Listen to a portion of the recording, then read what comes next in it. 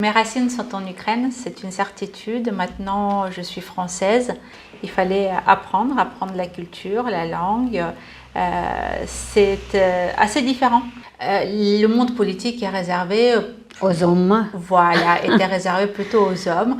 C'est un combat de tous les jours d'être femme déjà, donc ni plus ni moins finalement qu'en politique. Mon plus grand objectif, c'est de mettre en place des relations bilatérales franco-ukrainiennes sur le développement économique. Comme je vous le disais au début, mon cœur appartient aux deux. Madame la députée Valéria Faure-Muntean, bonjour. Bonjour. Vous êtes députée La République en marche de la 3e circonscription du département de la Loire, élue en 2017. Et vous êtes originaire d'Ukraine, née à Kilia, et vous êtes arrivée ici en France en 1998. Après plus de 20 ans en France, l'Ukraine vous manque? À quel point? C'est une question compliquée. Mes racines sont en Ukraine, c'est une certitude. Maintenant, je suis française. Et autant qu'élue française, je m'implique énormément dans la vie quotidienne des Français à travers les réformes qu'on vote à l'Assemblée nationale, mais pas que, aussi en circonscription. L'Ukraine, c'est une attache qui est viscérale, qui est de naissance. J'aime beaucoup y retourner et effectivement, je sens mes racines quand j'y suis. Mais maintenant, je suis avant tout française et je travaille pour nos concitoyens français à l'Assemblée nationale. Et pourquoi la France? En 1998, vous avez prévu une carrière politique dès le début? J'avais que 14 ans, je ne prévoyais pas grand-chose à l'époque. Vous savez, c'était un choix de mes parents. Ils nous ont mis dans les valises, ils nous ont emmenés. Donc, pas de questions, pas de... Voilà, ce choix leur appartient plutôt à eux qu'à moi. Et après, il a fallu que je m'adapte parce que je ne parlais pas un mot français en arrivant. Donc, il fallait apprendre la culture, la langue. C'est assez différent. C'est très différent du monde slave. Donc, du coup, on apprend. Et c'était difficile au début? C'est pas évident. C'est pas évident au départ, d'une part parce qu'il y a une scission par rapport à ce qu'on a vécu auparavant. Je viens d'un tout petit village, en zone très rurale, où tout le monde connaissait tout le monde. Je suis arrivée dans une grande ville qui est Besançon, avec des grands immeubles, plutôt dans une cité avec l'immigration fortement représentée. Il fallait apprendre la langue, ça je vous l'ai déjà dit.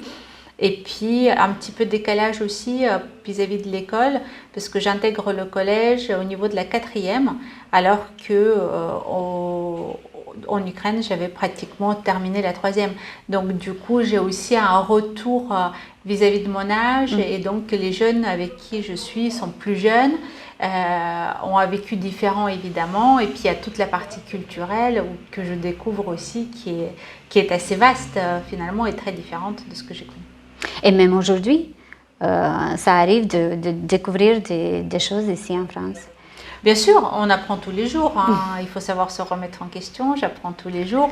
Puis il y a des codes, effectivement, qu'on découvre au fur et à mesure qu'on découvre de nouveaux milieux. Donc, ce ne serait pas plus naturel en Ukraine d'ailleurs, parce qu'on est toujours en apprentissage tout au long de la vie. Parlons de votre parcours politique. Il a été difficile? Non, je ne pense pas qu'on peut appeler ça difficile. On a saisi une opportunité. La République en marche était un mouvement jeune, naissant même, on peut dire. Donc, on était plusieurs à s'en saisir en 2016 dans le département de la Loire. Et petit à petit, on s'est imposé comme les responsables du parti localement avec mes collègues. Puis, j'ai déposé ma candidature. J'ai longuement réfléchi à cette candidature, sincèrement. Pourquoi? Parce que, encore une fois, les codes. En France et ailleurs, d'ailleurs, en Ukraine, c'est aussi vrai. Le monde politique est réservé aux hommes. Voilà, était réservé plutôt aux hommes d'un certain âge, d'une certaine expérience. Et donc, je me demandais si j'étais légitime à proposer ma candidature. Et Emmanuel Macron a fait un deuxième appel. il a fait un appel aux femmes directement, en disant que c'est inadmissible les candidatures féminines ne représentaient que 15% des candidatures en général qui ont été déposées sur le site En Marche. Et ça, c'était pas possible. Il fallait de toute façon qu'on s'engage d'une part. Et d'autre part, je souhaitais absolument donner une majorité large à Emmanuel Macron pour qu'on puisse porter toutes les réformes qu'on a défendues, qu'on a co-construites pendant la campagne présidentielle et donc qui est devenu notre programme. Donc j'ai déposé ma candidature et j'ai été prise comme candidate, puis il y a eu l'élection. Oui, pour détailler ma question, c'était ça. Si c'est difficile pour une femme ou pour une personne étrangère de faire une carrière politique ici en France? Je ne suis pas persuadée, il y a beaucoup de l'autocensure. Clairement, on se pose la question à savoir, est-ce qu'on a les capacités, est-ce qu'on a la légitimité, est-ce qu'on sera accepté, est-ce qu'on ne va pas avoir ce retour désagréable de vous êtes qu'une femme et qu'une personne issue de l'immigration, et il s'avère que ça a été moins vrai que ce à quoi je m'attendais. J'ai eu évidemment des remarques, j'ai eu évidemment des difficultés comment dirais-je, à appréhender les choses, mais c'est pas pour autant que ça a été difficile.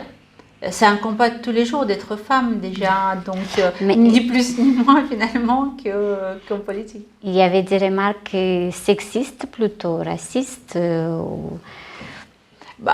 Mon prédécesseur, le jour de l'élection, a interrogé les journalistes sur comment j'allais faire ma lessive.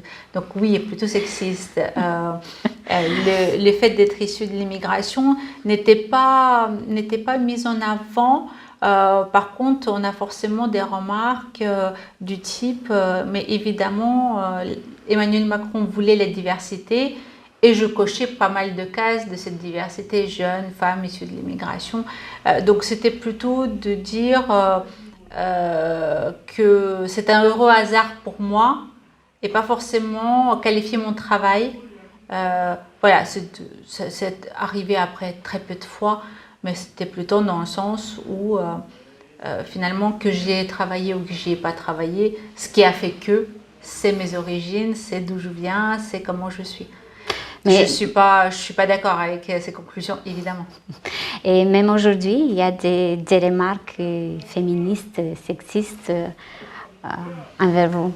Non, pas plus que la normale finalement. Après, on accepte peut-être beaucoup de choses, hein, je ne dis pas le contraire, mais finalement, en politique, je n'ai pas trouvé que c'était plus virulent ou plus difficile que dans le privé. Et puis avec la République En Marche, on a beaucoup renouvelé la classe politique et donc du coup on a beaucoup moins ces difficultés aujourd'hui qu'avec une classe politique plus installée qui avait moins l'habitude de travailler dans la diversité. Donc ça se passe plutôt pendant les campagnes électorales? Mais même pendant la campagne, finalement, j'étais très peu attaquée sur le sujet. C'était toujours sous-entendu. Vous savez, quand on vous dit gamine, le gamine bienveillant, mais finalement gamine quand même. Donc, c'est plus ce genre de choses. Après, si on se formalise là-dessus, on ne travaille plus, on n'avance pas. Donc, du coup, je ne me formalise pas avec ça. J'avance. Vu les derniers constats concernant Benjamin Griveaux, quoi doit-on comprendre à ce sujet? Et avez-vous des précisions à faire pour le grand public?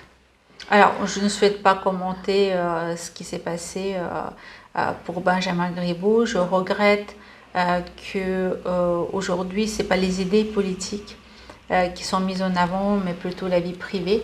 De nos élus, de nos concitoyens aussi. C'est dommage. C'est dommage parce qu'on a tellement à débattre, on a tellement à dire, on a tellement de travail à accomplir pour faire avancer la France. Un boulot formidable a été fait pendant ces 2 premières années de mandat. On doit continuer, mais ça, c'est vraiment petit. Ça veut dire que finalement, quelque part, il n'y avait plus d'arguments politiques contre la campagne de Benjamin Griveaux. Il n'y avait plus que ça. Et donc, je trouve ça dommage. Ça va coûter le parti, La République en marche, tout ce sujet? Non. Enfin, aujourd'hui, on a une candidate formidable qui a remplacé Benjamin Griveaux au pied levé. Agnès Buzyn va faire le travail. Elle aime cette ville et elle a beaucoup de choses à offrir. Donc, à sa place, on a un député qui est Olivier Véran, qui est devenu ministre, qui est quelqu'un avec un potentiel énorme, qui a fait un travail formidable sous le dernier mandat et sous ce mandat pour la santé. Donc, c'est pas un désastre, c'est un accro. Mais rappelons qu'à la base de cette situation concernant Benjamin Griveaux se trouve un artiste russe, un personnage controversé avec des antécédents surprenants. Tout cela se situe dans le cadre des élections municipales en France. On a parlé d'intervention russe en Amérique, en Angleterre, en Asie. Qu'en pensez-vous de la propagande russe là maintenant, ici en France, lors des élections municipales? Pour moi, il est compliqué aujourd'hui d'établir le lien entre un opposant, un réfugié politique en France, donc un opposant reconnu à la politique de M. Poutine, et une éventuelle propagande russe. Je ne sais pas si c'est fortuit, mais c'est pas parce que cette personne-là a souhaité faire un coup d'éclat pour sa carrière artistique par ailleurs, et peut-être en lien avec d'autres partis politiques controversés ou pas, français, faire le lien donc, entre la diffusion de la vidéo et la capture de la vidéo, déjà c'est compliqué. Donc je pense que la justice doit faire son travail, à savoir comment cette vidéo est rentrée en possession, comment cet artiste est rentré en possession de cette vidéo. Et puis il a diffusé, ce qui est interdit par la loi, et ça de toute manière il y a une procédure en cours. Mais aussi comment elle a été captée cette vidéo. À la base, il s'agit d'une relation privée entre deux personnes adultes a priori. Donc comment cette vidéo a fait le tour, comment elle a été obtenue, de manière frauduleuse ou de manière légale. Voilà, je pense que la justice qui doit faire, la justice qui doit rendre ses conclusions et qui doit faire son travail. Après, c'est déplorable encore une fois qu'on s'attaque aux personnes et à leur vie privée plutôt que de s'attaquer aux idées et à la politique. Ça prouve, comme je vous le disais, que peut-être qu'il y avait difficilement des arguments, on trouvait difficilement des arguments contre la politique, alors du coup on l'a trouvé contre les personnes. Maintenant, de là à dire que c'est un grand complot russe anti-élection municipale, est-ce que les élections municipales intéressent vraiment Mais c'est plutôt les élections municipales à Paris. Parce que après les maires de Paris deviennent des présidents du pays, peut-être il y a un lien. Rappelez-moi combien il y a eu de maires de Paris qui sont devenus présidents de la République. Ça, il n'y en a pas eu beaucoup non plus, pas à chaque fois. Mais on a quand même dans l'histoire des cas. Oui. Ben, les choses ont bien évolué sur la scène politique française. Donc, agir sur les élections municipales, s'ils ont que ça à faire. Si sincèrement, les gens, n'importe où dans le monde, mettent des moyens formidables pour arriver à ce type de résultat, c'est dommage, c'est vraiment dommage en quoi les élections de Londres, de New York intéressent les puissances étrangères, en quoi ça va jouer sur la scène géopolitique. Oui. Ça me paraît quand même compliqué à établir le lien, et puis c'est pas mon travail de le faire. Je le nie pas, hein, il y en a peut-être un, mais aujourd'hui on a une guerre sur le territoire européen, en Ukraine. Nous avons une guerre en Syrie, on est menacé par le terrorisme, et il y a une tension sino-américaine sur le plan économique. Nous avons le coronavirus qui se propage à vitesse grand V dans le monde.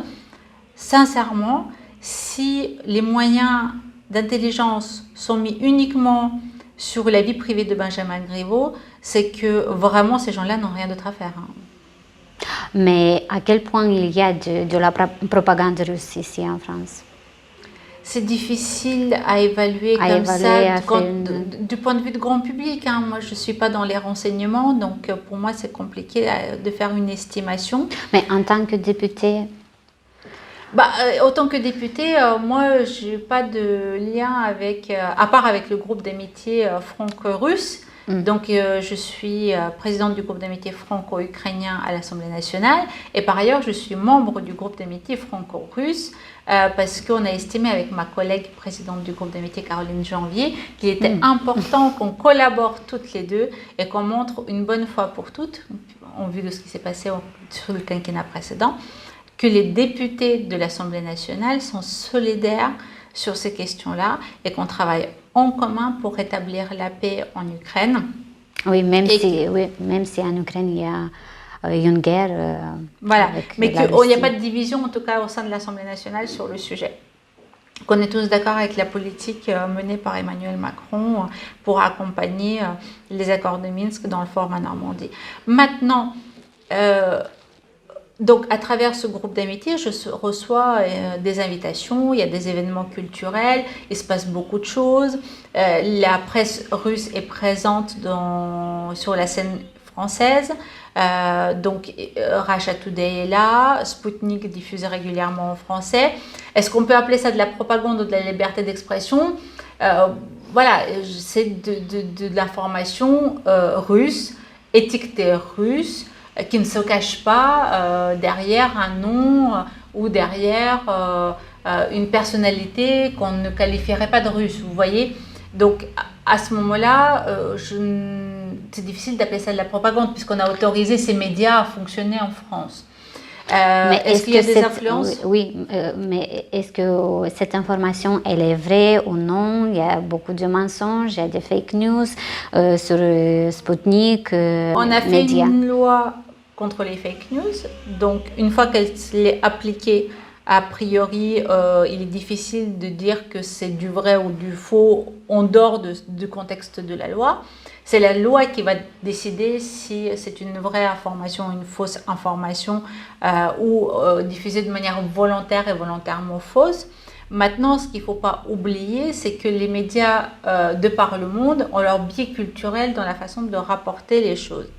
Donc aujourd'hui, il n'y a pas eu de condamnation à ma connaissance de la presse russe pour une diffusion massive d'informations totalement erronées de manière spécifique et de manière volontaire. Maintenant, ils ont un angle d'attaque qui est le leur. Et est-ce que c'est pas ça aussi comment dirais-je, la liberté éditoriale? Parce qu'à ce moment-là, on peut aussi attaquer Mediapart pour la dénonciation de François de Rugy sur les homards, alors que finalement ça a été prouvé que c'était dans le cadre professionnel qu'il avait invité les gens à dîner. Donc vous voyez, c'est difficile de qualifier, sinon on va vite faire reculer la démocratie en scrutant chaque phrase qui est dite, chaque virgule qui est mise, et en se demandant est-ce que c'est vrai, est-ce que c'est faux, comment on le qualifie de vrai ou de faux, et qui c'est qu'on interdit à la fin. Donc jusque-là, en tout cas la presse officielle russe a respecté les règles du jeu que la France leur a fixées pour diffuser en France. Parce qu'en Ukraine, il y a des chaînes de télévision qui sont interdites, les chaînes de télévision russes qui sont interdites, les réseaux sociaux russes qui sont interdites aussi. Alors, en Ukraine, déjà à l'indépendance, on a perdu pas mal de chaînes à l'époque, pour des raisons diverses et variées, parfois pour des raisons purement économiques. Maintenant, l'Ukraine est en guerre. C'est un pays en guerre, c'est un pays où la Crimée a été annexée de manière illicite. Donc c'est normal que l'Ukraine prenne ce genre de décision, que le gouvernement ukrainien, le Parlement ukrainien prennent ce genre de décision. La France n'est pas en guerre avec la Russie. La Corse n'a pas été annexée par la Russie. Heureusement. Heureusement. Donc, a priori, il n'y a aucune raison d'avoir le même niveau de comportement. Et puis, en même temps, en ce qui concerne les influences potentielles, l'Ukraine est très proche depuis des siècles de la Russie. Et donc, les populations sont plutôt fraternelles, plutôt mixées. Donc, il y a beaucoup plus de chances que l'angle d'attaque d'un journaliste russe ou d'un journaliste ukrainien influence les Ukrainiens ou les Russes que ça le soit avec la France, parce qu'en France, le auditoire de cette presse-là, il est quand même assez réduit. Les 66 millions de Français ne regardent pas Russia Today. En tant que présidente du groupe d'amitié France-Ukraine, quel est votre plus grand objectif? Mon plus grand objectif, c'est de mettre en place des relations bilatérales franco-ukrainiennes sur le développement économique. L'Ukraine a un formidable potentiel de développement. Elle pourrait faire une croissance économique au niveau chinois, presque à 2 chiffres, et conserver ses concitoyens. Sa jeunesse cherche à travailler et finit par aller travailler ailleurs. C'est dommage, parce qu'il y a un potentiel énorme. Et le potentiel, il se trouve à tous les niveaux. Et je pense que là, la France a une contribution à apporter potentiellement et des investisseurs à proposer, de l'ingénierie à proposer à l'Ukraine pour le développement économique de l'Ukraine, pour les Ukrainiens. Sur le niveau du numérique, au niveau de l'IT, il y a énormément de compétences. Au niveau de l'agriculture, évidemment, mais aussi au niveau d'installation des infrastructures, des usines de seconde œuvre en ce qui concerne le traitement des produits agricoles. Il y a tellement de choses. L'agriculture aussi. Énergie. Il y a tellement de choses à faire en Ukraine. Et là, je pense que la France peut vraiment apporter... le tourisme en Ukraine, mais il est proche de zéro malheureusement, alors que c'est un pays magnifique qui a énormément de choses à offrir. Donc, je pense que là, on peut vraiment contribuer, et puis que c'est une relation qui peut être gagnant-gagnant entre la France et l'Ukraine. Il faut que l'Ukraine s'ouvre encore un petit peu plus, et puis que les investisseurs français puissent y aller aisément. Et pour moi, c'est vraiment le but à atteindre. Maintenant, il est important aussi qu'en France, on apprenne à connaître l'Ukraine. Dans l'opinion publique, au niveau du pays, nous, on n'a pas l'information. Culturellement, historiquement, il y avait un lien fort avec la Russie. Et donc, l'Ukraine est plutôt amalgamée encore à la Russie. Donc là, je pense qu'il y a un travail aussi à faire sur la connaissance. Typiquement, quand on va à l'aéroport Paris-Charles de Gaulle, c'est écrit Kiev et pas Kyiv. Pourtant, l'Ukraine a sa propre langue, sa propre culture. Et je ne nie pas, je suis russophone. Donc, je viens d'une région russophone, ma famille est russophone. Et c'est très bien cette mixité en Ukraine. Cependant, dans les livres d'apprentissage à l'école en France, à l'aéroport ou sur les sites touristiques, si on pouvait en tout cas apporter un peu plus d'informations, un peu plus de langue, un peu plus de culture, un peu plus de folklore ukrainien, ça pourrait être un plus. Et il y a des projets qui sont déjà mis en place et qui fonctionnent, des projets économiques? Alors, nous avons travaillé donc sur la première partie du quinquennat et effectivement, notre secrétaire d'État, Monsieur Lemoine, s'était déplacé, il a signé un certain nombre de documents avec ses homologues en Ukraine. Donc ça, c'était avec le gouvernement ukrainien précédent. Il y a eu aussi dans le gouvernement précédent le ministre des Infrastructures qui est venu en France, qui a signé des mémorandums. Donc, du coup, les choses avancent, sauf qu'il y a eu un coup d'arrêt, évidemment, avec les nouvelles élections. Il y a eu un renouvellement formidable de la classe politique ukrainienne. Et donc, à partir de là, il faut retravailler à nouveau. Donc, il y a 1 mois et demi, 2 mois, le groupe d'amitié à la Verkhovna Rada a été remis en place. Donc, on va recommencer le travail en commun sur ces questions économiques et culturelles. Et quel est l'avenir du parcours européen de l'Ukraine? Emmanuel Macron a été très clair, il faut d'abord régler l'organisation de l'Europe telle qu'elle est et ensuite élargir. Donc l'Ukraine est toujours un ami de l'Europe et l'Ukraine bénéficie d'un accord particulier d'association avec l'Union européenne. Et Emmanuel Macron, quand il avait dit on élargira une fois qu'on sera organisé, il avait proposé aussi plusieurs étapes d'association de plus en plus fortes jusqu'à devenir membre. Donc une fois que l'Union européenne aura mis en place toutes ces étapes, l'Ukraine, je pense, sera l'un des premiers pays à qui on proposera de franchir de plus en plus d'étapes pour devenir un membre, potentiellement.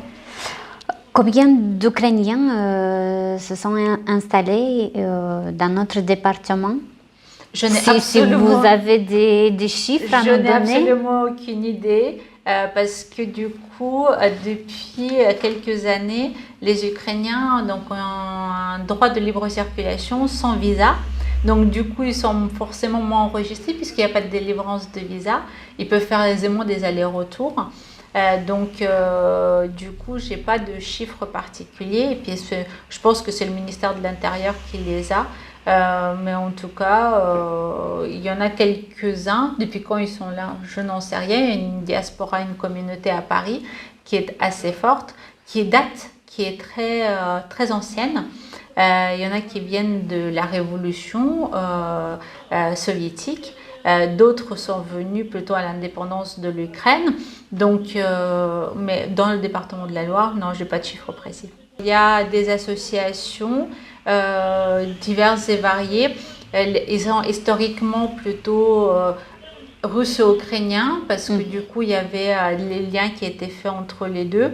Depuis que la Crimée a été annexée, ça devient un peu plus compliqué de savoir qui est vraiment russe, qui est vraiment ukrainien. Est-ce que les deux sont conservés? Par ailleurs, il y a eu, comme je vous disais, plusieurs étapes dans l'immigration des Ukrainiens en France. Il y a une association dans la Loire, je crois, qui souhaitait soutenir le gouvernement de Lugansk, quelque chose comme ça. Donc ça a été mis dans les mains de la justice. Voilà, il n'y a pas de questions particulières dans la Loire sur la diaspora ukrainienne. Mais quand même, il y a une vie associative. Il y a une association à la Fouillouse, il y a une association à Saint-Étienne, il y a une association à Roche-la-Molière. Il y en a pléthore des associations et leurs activités sont diverses et variées, principalement culturelles d'ailleurs. Et vous participez à des actions? Je ne suis pas invitée par les associations ukrainiennes dans la Loire en tout cas. Et vous avez une explication ou aucune. Pas? Aucune explication. C'est qu'ils n'ont pas besoin de moi, ça roule très bien pour eux alors. Mais quelles sont vos actions pour la diaspora ukrainienne par exemple, ici dans le département? Ce n'est pas mon rôle d'élue française que d'avoir des actions pour la diaspora ukrainienne, notamment dans un département. Par contre, il y a un travail que j'effectue à Paris, à l'Assemblée nationale, c'est le travail avec le ministère de l'Intérieur, par exemple pour faire reconnaître les permis de conduire de manière automatique. Ça, c'est quelque chose qui pourrait servir aux Ukrainiens. Mais comme dans le sens inverse, j'ai travaillé longuement avec le gouvernement et le Parlement surtout ukrainien sous leur quinquennat précédent sur la possibilité de mettre en place plus de vols directs entre la France et l'Ukraine ou de faire une continuité de la téléphonie, mettre en place la continuité de la téléphonie parce que c'est l'un des premiers pas pour l'élargissement du tourisme français en Ukraine, c'est d'avoir une facilité de communication une fois qu'on a franchi la frontière. Donc voilà, c'est des petites briques mais qui à terme devraient pouvoir porter leurs fruits pour les Ukrainiens et les Français et cet échange bilatéral qui pour moi est primordial parce que comme je vous le disais au début, mon cœur appartient aux deux. Effectivement. Comment le groupe d'amitié France-Ukraine a su coopérer avec d'autres groupes d'amitié de l'Assemblée nationale? Vous avez parlé du groupe d'amitié France-Russie, mais peut-être le cas particulier, le groupe d'amitié France-Moldavie, si ça vous dit quelque chose. Alors, le groupe d'amitié France-Moldavie, on n'a pas de lien avec ce groupe d'amitié, malheureusement. Par contre, avec le groupe d'amitié France-Russie, on a une coopération étroite entre les présidentes de groupe et parfois des réunions communes sur un certain nombre d'échanges qu'on peut avoir soit avec notre ministère des Affaires étrangères, soit avec les ambassadeurs des pays correspondants, pour pouvoir justement coordonner nos actions et coordonner notre prise de parole, notre prise de position vis-à-vis de la diplomatie de l'Assemblée, de la diplomatie parlementaire, pour pouvoir parler d'une seule et même voix quand il s'agit des conflits en Ukraine. Et en tant que député, fonction exercée au nom de la société, quelle action avez-vous menée depuis le début de votre mandat dans la 3e circonscription du département de la Loire? Alors, le rôle d'un député, c'est de faire la loi. C'est pas de s'impliquer sur le territoire. Et puis, encore une fois, quand vous regardez bien la définition du député, je n'ai aucun pouvoir sur les territoires. Je n'ai pas de pouvoir exécutif. Mais vous êtes élu des citoyens. Je suis élu des citoyens. Je les représente en effet, mais je n'ai pas de pouvoir sur les territoires. Donc, j'ai fait un bilan de mi-mandat sur les questions que j'ai portées à l'Assemblée nationale, auprès des ministres, ou auprès du territoire, comme le territoire d'industrie par exemple, ou les projets de longue date qui étaient la prison de la Talaudière, enfin la maison d'arrêt de la Talaudière, ou l'autoroute parallèle à l'autoroute existante, la 45. Donc sur ces sujets, effectivement, je me suis impliquée, parce que c'est des sujets qui sont importants pour la circonscription et qui étaient du ressort d'une décision nationale. Sinon, les travaux que je réalise à l'Assemblée nationale, donc je suis vice-présidente de la Commission aux affaires économiques, coprésidente du groupe d'études d'assurance et présidente du groupe d'amitié France-Ukraine. Donc à ces titres-là, je travaille sur la transformation digitale de l'économie et de l'État. J'ai produit un certain nombre de rapports et j'en ai encore en cours. Donc j'ai participé au rapport intelligence artificielle avec Cédric Villani. J'ai fait un rapport blockchain pour l'Office parlementaire des choix scientifiques et technologiques, où je suis membre d'un organisme de préfiguration en ce qui concerne se positionner pour la France sur les questions de l'éthique de l'intelligence artificielle. Je porte une mission d'information avec mon collègue Daniel Fasquelle sur les plateformes numériques et le droit de la concurrence. Le travail ne manque pas, sans parler du quotidien et des réformes qu'on porte tous les jours. Donc les travaux sont nombreux. Je prépare 2 propositions de loi pour l'assurance. Une où il s'agit de l'autorégulation du courtage et une autre qui pourrait réformer le régime de catastrophes naturelles en France. Donc les travaux sont nombreux, mais en ce qui concerne le territoire à proprement parler, comme je vous le disais, le lien avec le territoire, c'est plutôt l'écoute et c'est des citoyens. Et la mise en relation ou l'échange d'informations entre le national et le local. Quand le gouvernement avait mis en place le dispositif territoire d'industrie pour promouvoir le développement de l'industrie, étant dans une circonscription plutôt industrielle, j'ai porté le projet sur le territoire pour que les collectivités territoriales et les entreprises locales se saisissent de cette opportunité d'avoir des moyens complémentaires orientés uniquement là-dessus. Voilà, mon rôle, c'est vraiment l'intermédiaire. C'est pas moi qui vais faire sortir des projets de terre, et tant mieux. C'est pour ça qu'on a instauré avant nous, et nous on a amplifié la situation, le non-cumul des mandats. Chacun est dans son rôle, l'élu local dans le sien, l'élu national dans le sien, et on fait une mise en relation, une liaison entre les deux, mais pas le travail à la place du maire, parce que c'est pas mon travail. Le maire le fait beaucoup mieux que moi, donc autant que ce soit lui qui le fasse. Vous êtes déterminé de mettre en place tous les projets, même si un des eux sont contestés par la population. Et on parle ici des manifestations, des grèves qui sont presque chaque semaine, qui sont organisées presque chaque semaine en France. Ce qu'il faut avoir à l'esprit, c'est que nous avons été élus. Le scrutin en France est fait de telle manière que c'est comme ça que la démocratie s'exprime. Donc à partir du moment où on a été élu avec un programme et un projet, c'est normal qu'il y ait des contestations, c'est aussi ça la démocratie, hein, tout le monde a le droit d'exprimer son point de vue. Maintenant, est-ce que la contestation est majoritaire ou minoritaire? Le sujet est là. Si la majorité des Français est contre une réforme, effectivement, on ne va pas aller à l'encontre de ce que veulent les Français. On a été élus par eux. Par contre, quand il y a une petite fraction de personnes qui ne sont pas d'accord avec une réforme, c'est leur droit de l'exprimer. Mais d'une part, on attend des contre-propositions qui sont peu nombreuses, voire inexistantes. Et d'autre part, ils ne représentent pas la majorité des Français.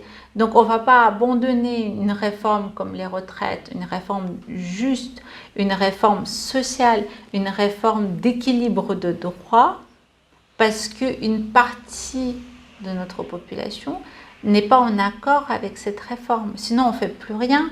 Si à partir du moment où 2 personnes contestent quelque chose, on arrête de le faire, on ne fait plus de réforme. Merci beaucoup, Madame la députée Valérie Faure-Muntian, pour cette interview diffusée sur ernews.fr. Merci à vous.